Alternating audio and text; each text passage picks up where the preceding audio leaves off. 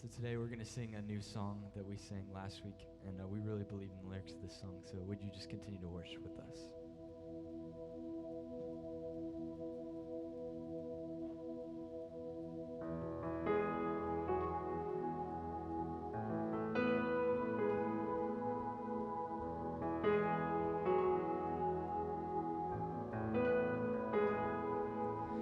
An empty heart is all I have to bring. For into me I'm ready to receive. Find me here in my suffering. Find me here bowing at your feet.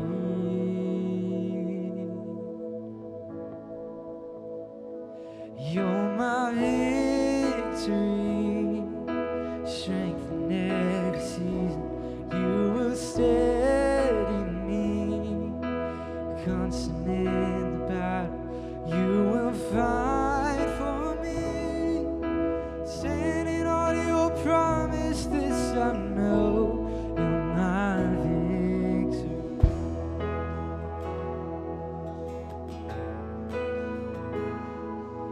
And fill the void of what I couldn't.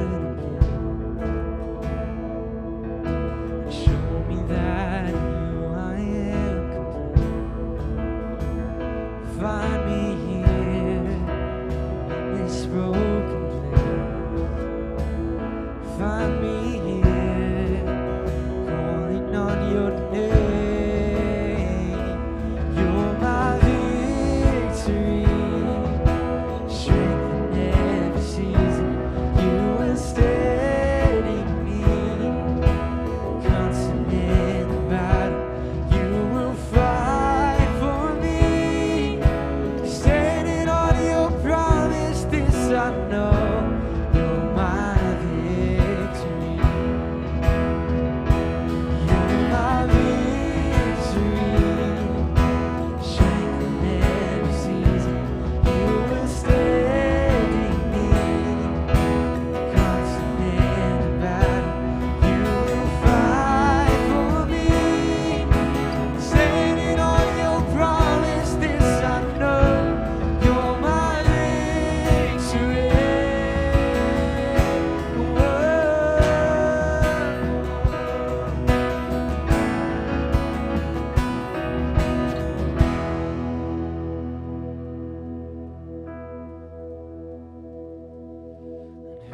change the words you've spoken. Who could ever stand against your name?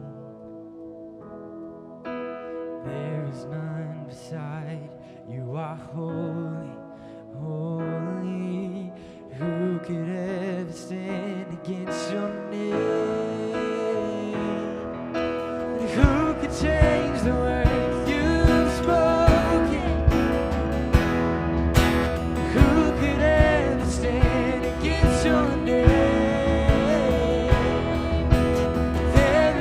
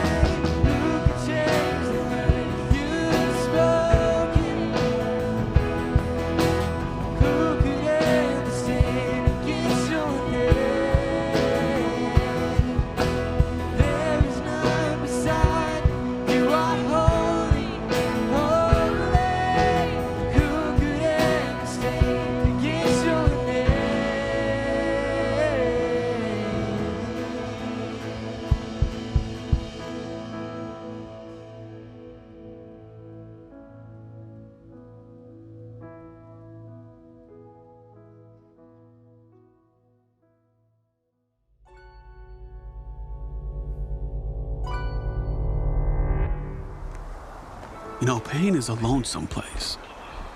I don't have to tell you, do I? It'll drop a rock in your stomach right through your pounding heart. And when your knees are so weak, you hit the ground and you finally realize you don't got this. Well, now you might just make it. You see, the tallest tree may not weather the storm, but its roots do. So dig in, stand up, and let the wind blow. Because there's hope.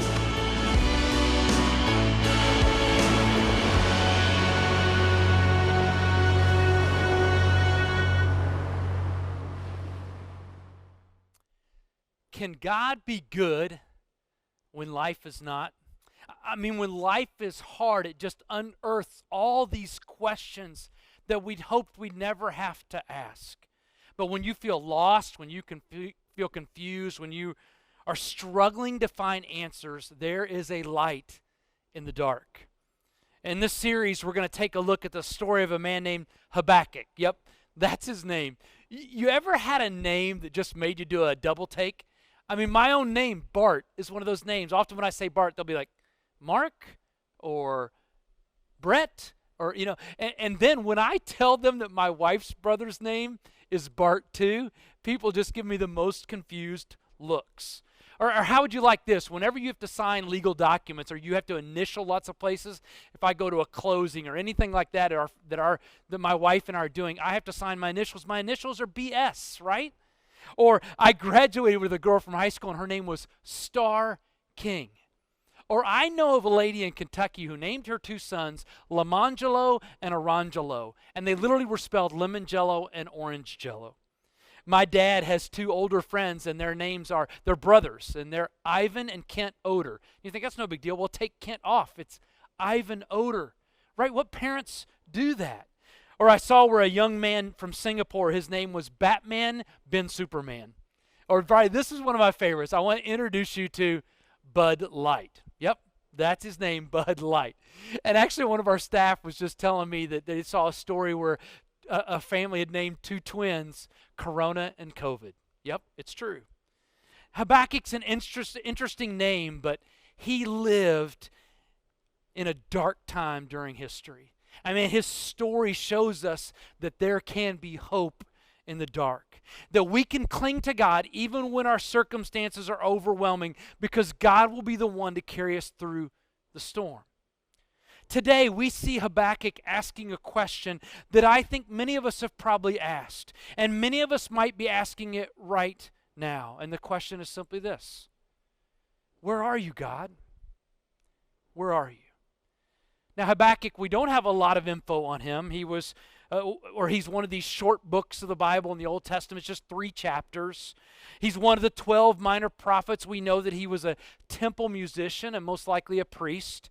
But the one thing we do know is that he was a prophet, that he spoke to the people on behalf of God, and that he would often speak to God on behalf of the people.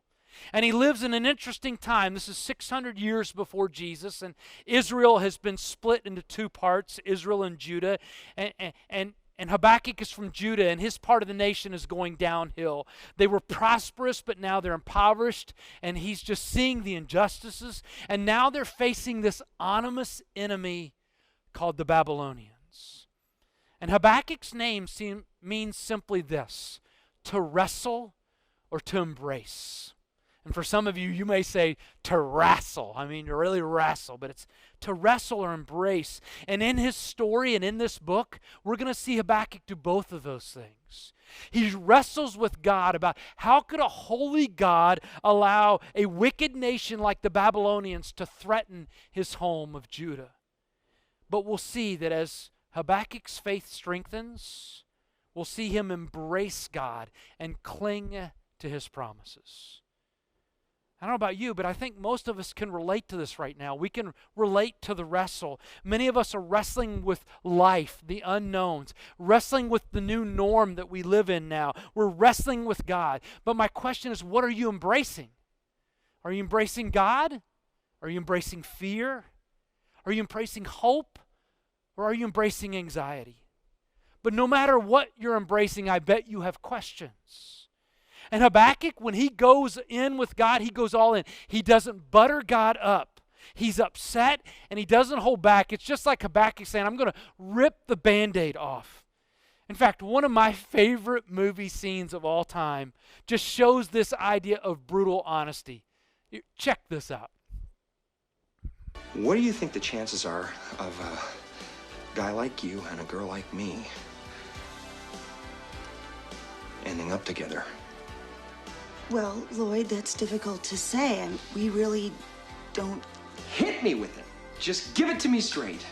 I came a long way just to see you married. Just least you can do is level with me. What are my chances? Not good.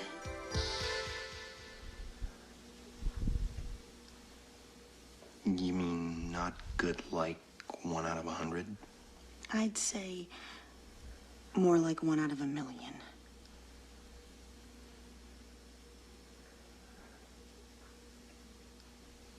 So you're telling me there's a chance? Yeah!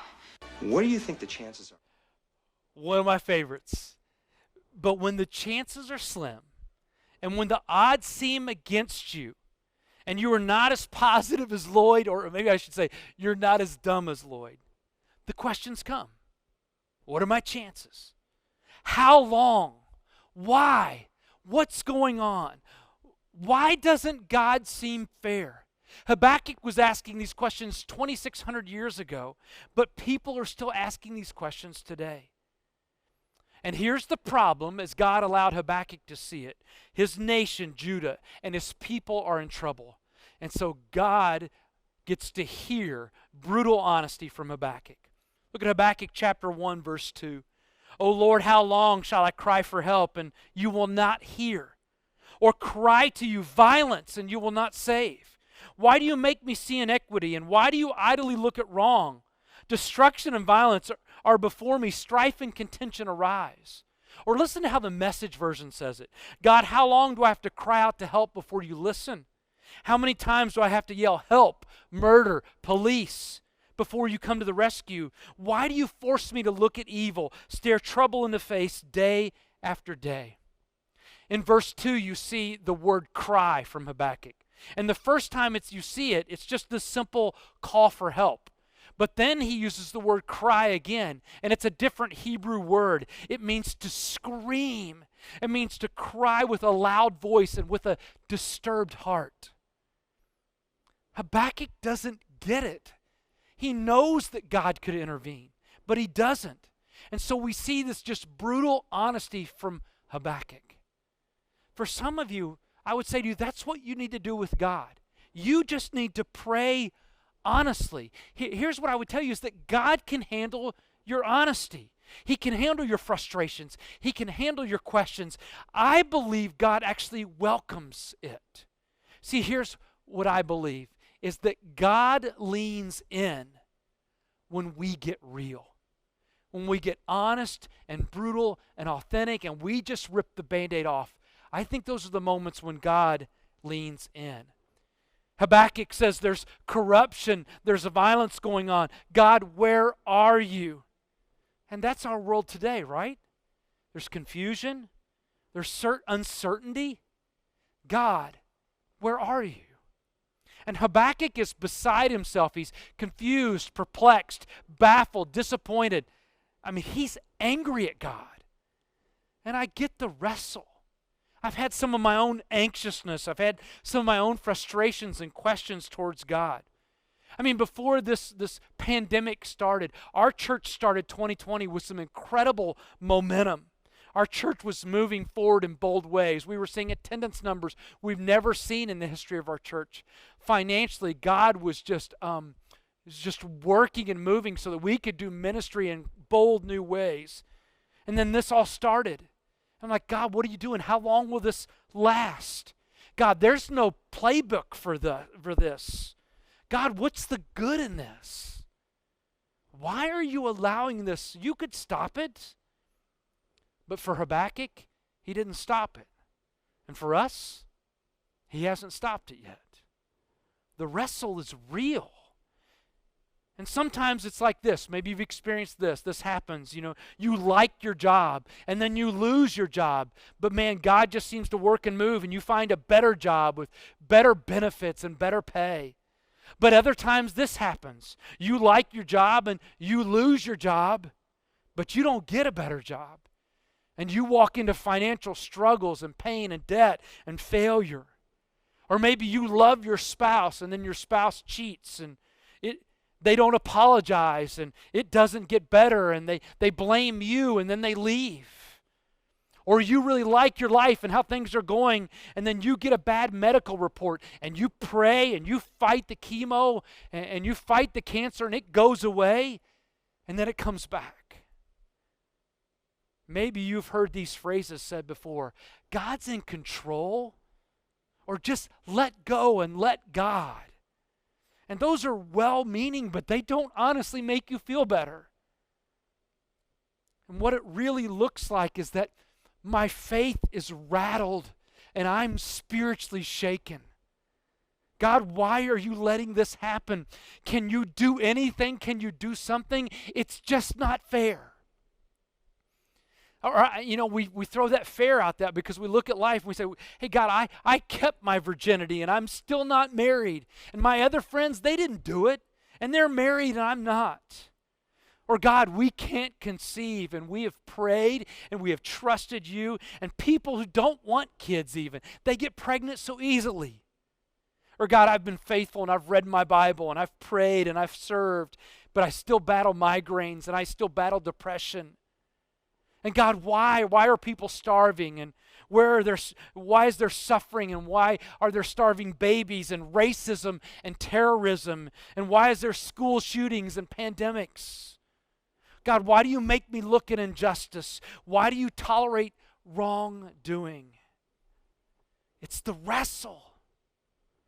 And Habakkuk continues this in verse 3. Destruction and violence are before me. Strife and contention arise, so the law is paralyzed and justice never goes forth. For the wicked surround the righteous, so justice goes forth perverted. I think I need to give you a warning this morning. This is not a sitcom sermon.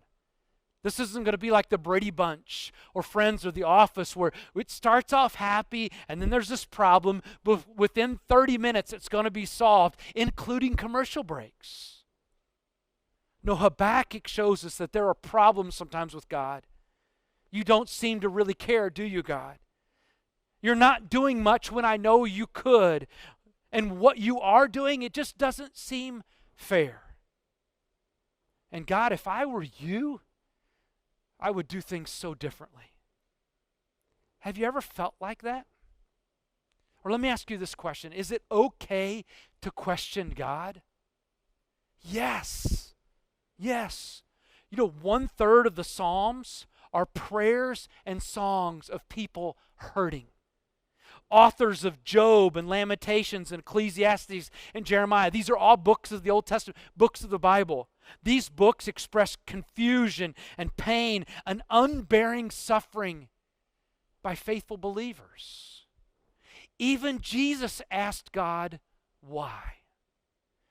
Maybe you've been on a mountaintop experience and you feel like everything's going great and just things are good, and then you get thrown into a crisis of belief. Or maybe you felt so strong in your faith, but then something happens and you move to this wrestling desperately and doubt just overcoming you. So you've got this mountaintop experience where, man, you're walking in church, or you've heard a great message, or you felt this song just overcome you, or you just had this great prayer time with God, but now you are in crisis. And what's interesting is it's the same eyes, but it's a different belief in the heart. The strongest in faith, let me tell you, they wrestle. They consider it pure joy, the wrestle, and then they embrace what God is doing. See, sometimes our greatest and hardest questions lead to faith. Sometimes then our struggles lead us to a crisis of belief. Well, here's what God's response is to Habakkuk. Look at verse 5. Habakkuk, look among the nations and see. Wonder and be astounded. For I am doing a work in your days that you would not believe if told.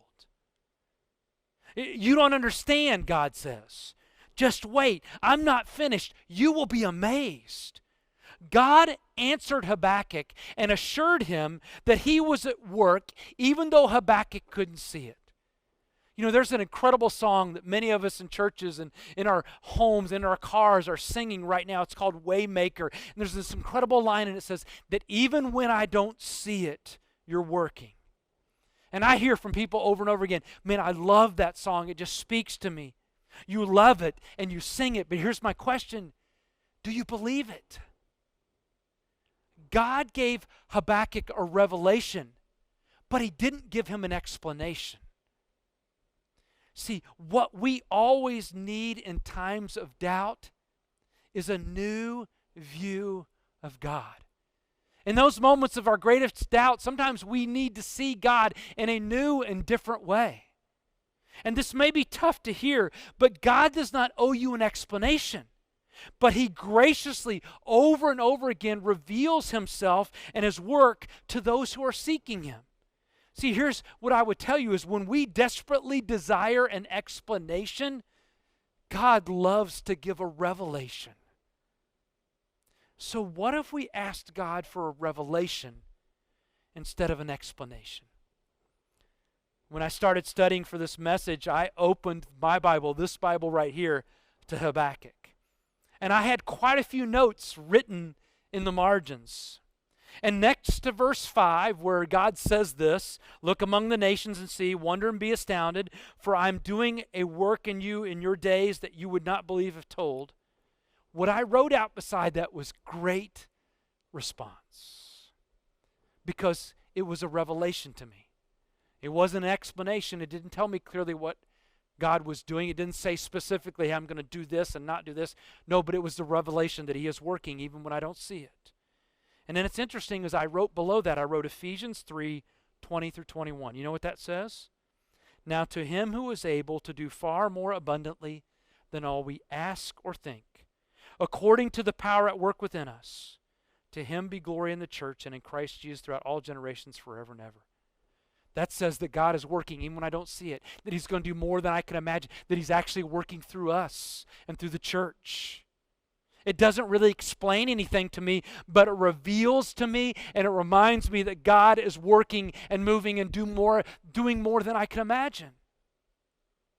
Have you ever stopped to think just what might good come out of COVID-19?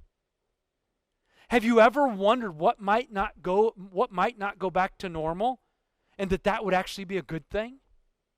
What actually might be different and better when we get through this? Have you ever wondered how God might be using this to further his kingdom, to grow people and to reach more people? Because here's what God was doing in Habakkuk's story. For behold, I'm raising up the Chaldeans, that bitter and hasty nation, who march through the breadth of the earth to seize dwellings not their own. They're dreaded and fearsome. Their justice and dignity go forth from themselves. Verse 9, they all come for violence. All their faces forward, they gather captives like sand. It's like sand. And we're like, that's what you're doing, God? That makes no sense. I mean, that's not fair. God, that's not right. So we question and we wrestle. Here's what I would tell you. A committed believer can both wrestle with honest questions and embrace a genuine faith in God. Did you hear me on that? A committed believer can both wrestle with honest questions and embrace a genuine faith in God. In Mark chapter 9, it tells us the story of a father who brings his son to Jesus because it says that his son has a spirit, but the spirit makes him mute and causes these vicious seizures. So we've got this father who's bringing his son, who's desperate, who's asking questions, who's thinking life is not fair, and he comes to Jesus because nothing else has worked. And Jesus says all is possible for the one who believes. And I love this father's response. I do believe, Jesus, but help me overcome my unbelief. Sometimes our believing is the wrestling and the struggle. And Habakkuk keeps wrestling. Look at verse 12. Are you not from everlasting, O Lord my God, my Holy One? We shall not die. O Lord, you have ordained them as a judgment, and you, O rock, have established them for reproof. You who are of purer eyes than to see evil and cannot look at wrong, why do you idly look at traitors and remain silent when the wicked swallows up the man more righteous than he? None of this was what Habakkuk was expecting. In fact, if you read and study a little more behind this with scholars and commentaries, Habakkuk was hoping that God would send a revival to his people. The beginning of 2020, this year for Momentum, our beginning series was simply called Revival. And I went back and I looked at some of the things that we had written, and we said that God is going to do something that just causes us to be in awe. That's what revival was. God, you're always making things new. Would you please do something new, something fresh, something big? Here's what I actually wrote. There's no exact prescription for revival. It's an act of a sovereign God, and we can't dictate what he should do or when he should do it. But we can ask God for it, and we can do our part. The world is not waiting for a new definition of the gospel, but a new demonstration of the power of the gospel.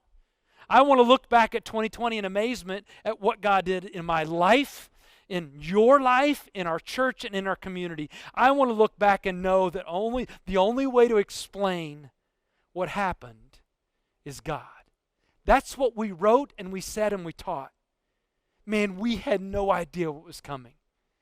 We had no idea about COVID-19, social distancing, shelter in place, homeschooling, no sports or events or large gatherings, no toilet paper, online church, confusion, uncertainty, relational distance. God, how is this revival? But here's what I know. We can't prescribe for God what he should do. And that God understands your pain, and he welcomes your questions, and that God is still working even when we don't see it. See, here's what I believe is that God would rather have you yell at him than walk away from him. And can I just be honest again? I told you this is not a sitcom sermon. And I think one myth that has to be silenced is this, is that when you surrender and you trust in Jesus, is that we think it gets rid of all our problems. It doesn't. Yes, our spiritual problem is solved. Yes, our relational problem and connection with God, that is solved. But there are new problems that as a follower of Jesus, you have to wrestle with. Why do good people struggle and evil people often prosper? Why isn't God answering my prayer? And when I'm doing my best for God, why is it that I often experience the worst from people? See, if you're a follower of Jesus and you claim to be without problems, then I would say you're either lying or you're not growing and experiencing real life. You can't live in a religious dream world that blocks out reality and hides honest feelings. Or maybe you're just putting on the mask every day or every Sunday and you're pretending everything's a-okay, I'm fine, I'm good. Did you ever think about what both David and Jesus asked of God? I mean, David, we look back at David and we see him as a man after God's own heart. We look at Jesus and we don't have to say anything else. He's Jesus, he's God's only son. And they both asked this of God, my God, why have you forsaken me? In other words, God, why have you abandoned me? David and Jesus asked this of God. Habakkuk took his problems to the Lord, and that's what David did, and that's what Jesus did. And I'm just saying that's probably a good idea today for you and me. When you hit the wall, you're in the crisis, you're walking in the valley, you've got a trial, you're carrying a burden, you're facing doom, take it to God. Don't deny your doubts. Here's what I'll tell you. Let your doubts drive you to God. Let your doubts drive you to him. Can I ask you some questions? What if honestly acknowledging your doubts is the first step to actually toward building a deeper faith? And what if embracing your secret questions opens the door for maturing knowledge, a maturing, growing knowledge of God's character? And what if growing closer to God and developing a genuine intimacy with Him requires you to bear that which feels unbearable? To hear Him through all the noise, to trust Him in the moment of the unknowns, to embrace His strength when you're weak with a struggle. See, what if it takes real pain to experience deep and abiding hope? Habakkuk shows us the wrestle, but he's also going to show us the embrace. You know, we tend to think this, hey, God will never give me more than I can bear or handle. But no, that's not what he said. He'll not let you be tempted beyond what you can bear or handle. Often he allows you to bear more so that we have to depend on him. In your weakness, in your desperation, in your confusion, in your searching, in your doubting, he is strong. And there's a difference between doubting and not believing. If you're like Habakkuk, the doubter questions God and may even debate with God. I know I have. Doubters question and may even debate with God, but they never abandon God. See, not believing, that's just rebellion against God. It's a refusal to accept what God says and what he does. Not believing is an act of my will, but doubt is more born out of a mindset that is wrestling, and it's just a struggling heart. Habakkuk wanted God to say something and do something, but God was silent and seemingly inactive, and it was personal for Habakkuk. Right now, there are world events and personal events in your life that are affecting our personal lives and our lives with God. But wrestling with the challenge is the only way that our faith muscles can grow. Is it going to get better? It might not. It might even get worse. And again, this is not a sitcom, feel-good sermon. There's no answer, resolution, miracle, no solution that I can just spit out to you. But to face your questions, your doubts and confusion honestly and to talk through them with God, here's what that is. It's to grow in his grace and it's to grow in the knowledge of Christ. The book of Habakkuk is just 3 chapters. For the next 3 weeks, we're going to take a chapter each week, counting today.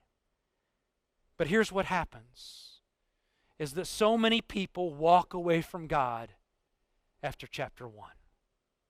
And they miss out on what God has to say. See, we give up before we allow God to really answer and show us what he's up to show us the way. We quit because we're questioning and we're doubting and we're struggling when God is just getting started. I'll be honest with you, chapter 2 next week, it's not much better, but it's needed. But here's what I'd say to you. You got to hold on, and you can't miss chapter 3. So join us the next 2 weeks as we follow the story of Habakkuk and how it continues to speak today into our current reality, into our current stories. I encourage you to imitate the openness and the authenticity of Habakkuk and just be real with God. And even in the midst of all that was going on, he was willing to wait for God's answer and trust that God was moving and working and start to really embrace God. When you're in chapter 1, you wrestle, but you've got to see that you're going to have to embrace that there is hope in the darkness. My friend Adam Vigan is a part of our church here at Momentum. I want to show you a picture of him on the screen. This was just a couple months ago at a worship night we had where this is pre-COVID-19. He wasn't wearing a mask for Corona. He's wearing a mask because he's battling for his life with a battle against cancer. In fact, the Vigans are battling, Kelly and his kids.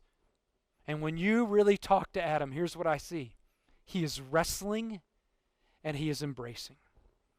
And he's been writing down his story and thoughts in a blog, and just this week I read this, and I just want to finish today with Adam's words. Life is hard. No matter where you are, we all face troubles. It's not a matter of if they come, it's a matter of when they come and how we deal with them. I'm not sure how people know how to deal with problems when they come. Thus, people will say things like, it'll be okay, you've got this, you're strong. And all of them are coming from a good place, and that person is trying to help. But clearly that doesn't make you feel any better in that moment. At that time, you feel like it will never get better. And you are in the constant turmoil, questioning everything you have ever known, because now your world has been turned upside down. I have questioned all of those things people have said. Will it ever get better? Do I really have this under control? Am I really that strong? People can comfort you and encourage you, but ultimately only Jesus can bring you that peace. It's only when I spend time in His Word and in prayer that I find that peace. On this journey of fighting cancer, I found myself comforting people at the radiation center with a simple question: do you know Jesus? Because ultimately I don't have the right words that can give them the peace, but God does. Especially when you're facing the worst moments in your life. My question is, can you find peace in the darkest of time without the promises and the hope of God, which only exists through His Son, Jesus? The answer is no. Because Jesus is the peace that surpasses all understanding. If you desire that peace, then Adam says, I will ask you the same question I asked so many other people at the radiation center. Do you know Jesus? If you don't, there is never a better time than now. Even if you feel unworthy, undeserving, or if you spend a long time away from Him, He doesn't care, because He desires a relationship with you. A relationship that can give you peace that your heart so truly desires.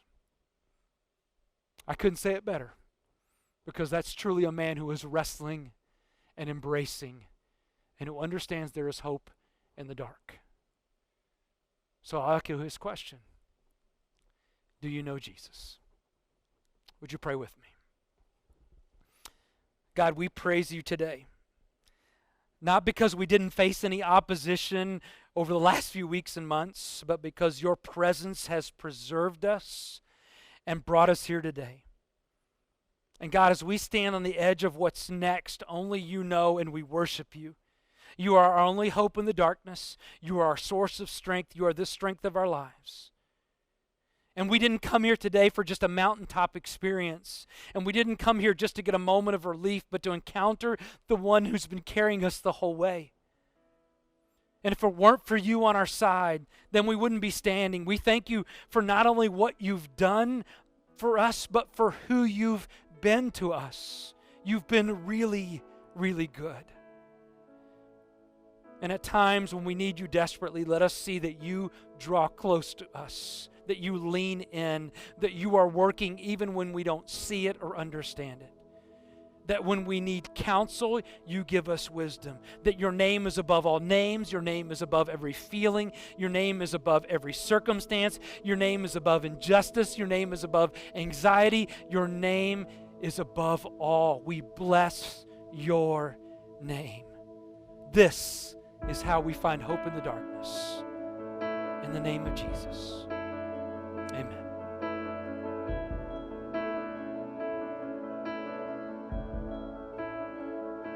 With every breath, with every word I speak, with every step, with every heartbeat, Jesus, let it be for you only, my whole life, all for your glory.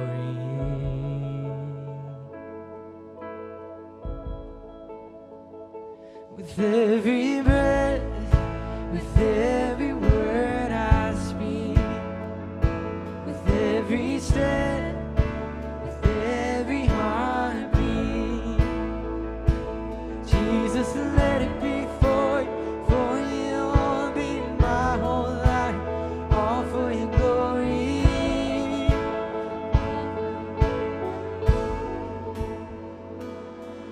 My life is in your hands, trust it all to you. My dreams on my plate, trust it all. Forever I'm changed, I'll never be the same, because of your love, because of your love. Forever I'm changed, I'll never be the same,